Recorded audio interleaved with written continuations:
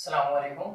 आज जो हम लोग टॉपिक पढ़ने जा रहे हैं उसका नाम है कॉमन जी कोड्स, यानी कि आमतौर पर जो भी इस्तेमाल होने वाले जी कोड्स हैं।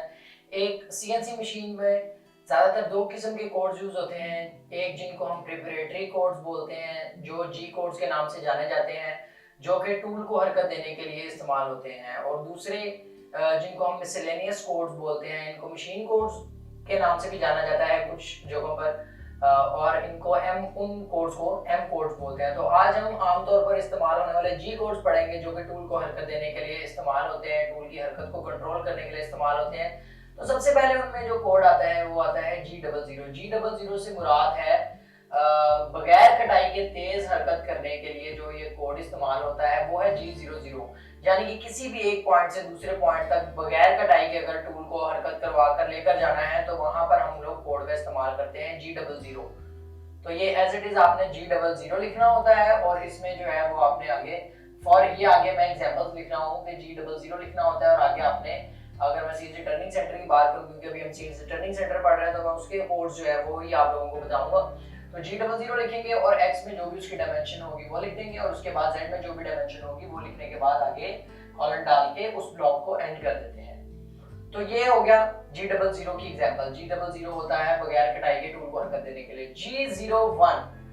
G01 होता है टूल को सीधी लाइन में हरकत देने के लिए, बेशक वो टेपर में हो, बेशक वो वर्टिकल हो, बेशक वो हॉरिजॉन्टल हो। तो इस तरह की हरकत देने के लिए और स्ट्रेट हरकत देने के लिए G01 का इस्तेमाल होता है, जिसको हम लीनियर इंटरपोलेशन भी बोलते हैं, यानी कि सीधी हरकत।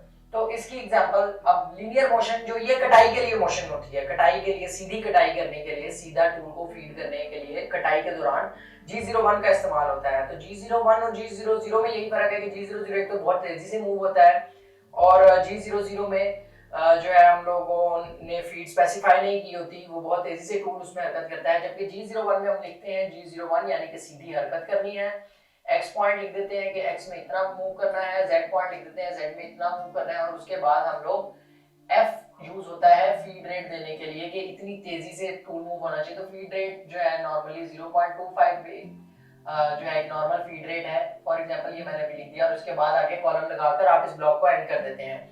इसके बाद बात करते हैं G02 कोड की। G02 code normally circular interpolation के नाम से क्लॉकवाइज यानी कि घड़ी की सिमत में इंटरपोलेशन, यानी कि एक पॉइंट, इंटरपोलेशन का मतलब होता है एक पॉइंट से दूसरे पॉइंट तक हरकत।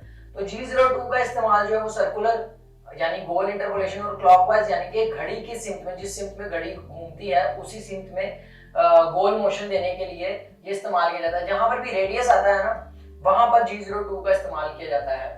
अब G02 असल में अगर हम टर्निंग सेंटर की बात करें तो G02 का इस्तेमाल होता है इंटरनल रेडियस के लिए, यानी जो वर्क पार्ट के अंदर की तरफ हो। जिस तरह ये एक वर्क पार्ट है, तो ये एक वर्क पार्ट है, तो ये जो रेडियस बना हुआ है r जितना भी हो, r10 या जो भी हो, तो ये जो अंदर को जो रेडियस बनता है ये G02 की मदद से बनाया जाता है। जबकि G03 इसी के ऑपोजिट, यानी कि कोई आउटर रेडियस, ये अब आउटर रेडियस है यानी एक्सटर्नल रेडियस है। अगर इस तरह का कोई रेडियस बन रहा हो किसी वर्क पार्ट में, एक्सटर्नल ये बाहर की तरफ को है और ये अंदर की तरफ को है, अंदर वाले रेडियस के लिए G02 का इस्तेमाल किया जाता है, बाहर वाले रेडियस के लिए G03 का इस्तेमाल किया जाता है। ये फर्क है G02 और G03 में।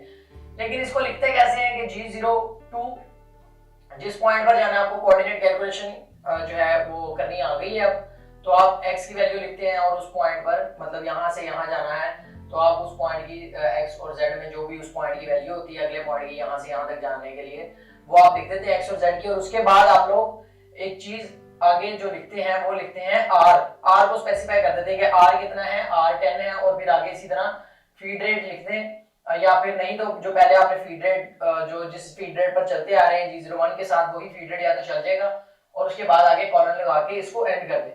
इसके बाद बात करते हैं G03 की। G03 भी बिल्कुल सेम जो है वो G02 की तरह ही इसकी लाइन भी लिखी जाती है। इसकी एग्जांपल बिल्कुल G02 की तरह है, जितना भी आ रहा हो वो लिख दें, आगे फीड रेट लिख दें और इसको एंड कर दें। G04 जो है ये कोड डिवेल टाइम के नाम से जाना जाता है, और इस कोड का इस्तेमाल यानी डिवेल का इस्तेमाल होता है टूल को किसी एक जगह पर स्टॉप करवाने के लिए, किसी एक जगह पर उसको वक्फा देने के लिए, ब्रेक देने के लिए। बाज़ औक़ात ये काम जो है टूल को ठंडा करने के लिए हो सकता है, या कोई भी और इस तरह का दरम्यान में कोई भी एक एडिशनल चीज को करने के लिए G04 का इस्तेमाल किया जा सकता है। उतने टाइम के लिए जो टूल है वो उतने टाइम के लिए जो है ब्रेक ले लेता है एक खास पॉइंट पर। तो इसका इस्तेमाल इस तरह से किया जाता है कि G04 यानी कि इतना डिवेल टाइम, इतना ब्रेक चाहिए, ठीक है।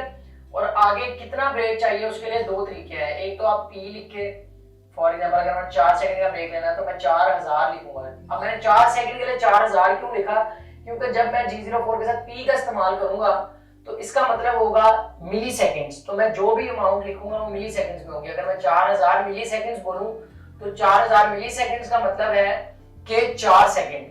हाँ, इसका दूसरा तरीका भी है, और यानी कि ये या के लिए इंग्लिश में और लिखते हैं G04 यानी कि टूल को इतना वक्फा चाहिए और आगे x लिखेंगे। जब x लिखते हैं तो एज इट इज हमें सेकंड लिखने पड़ते हैं। तो अगर 4 सेकंड का वक्फा लेना है तो x के साथ आप 4 लिखते हैं एज इट इज।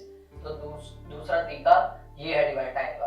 अब इसके बाद G21 की बात करते हैं। G21 इस्तेमाल होता है इंच यूनिट के लिए। जो भी यूनिट्स हम देते हैं फीड रेट के या ये x और z की जो डायमेंशंस देते हैं, जो भी वैल्यूज लिखते हैं, अगर हमने इंच में लिखनी है, इंच सिस्टम में लिखनी है तो हम G20 का इस्तेमाल करेंगे। और इसी के बरक्स अगर मैंने G21 का इस्तेमाल करना है, ये G21 कोड किस लिए इस्तेमाल होता है, ये कोड मिलीमीटर्स में काम करने के लिए इस्तेमाल होता है। G21 जहां भी इस्तेमाल किया जाएगा वहां मिलीमीटर्स में जो भी हम डायमेंशन लिखेंगे, x कोऑर्डिनेट, z कोऑर्डिनेट या हम फीड रेट देंगे, जो भी एक्सेट्रा रेडियस वगैरह जो भी चीज लिखते हैं वो फिर मिलीमीटर में काउंट होगी। अगर G20 लिखेंगे तो वो इंच सिस्टम में या इंच यूनिट्स में जो है वो काउंट होगी। तो बेसिकली ये कुछ कॉमन कोड्स हैं। इसके अलावा भी काफी कोड्स हैं जिनको हम फर्दर डिस्कस करेंगे। फिलहाल इस लेक्चर के लिए इतना बहुत है, इसको समझें विद एग्जांपल्स। आपको मैंने समझाया। अगर कोई कंफ्यूजन है तो आप लोग वीडियो के नीचे कमेंट करके ये पूछ सकते हैं और पर्सनली भी मुझे इनबॉक्स करके आप अपनी कंफ्यूजन क्लियर कर सकते हैं। Thank you very much. Allah Hafiz.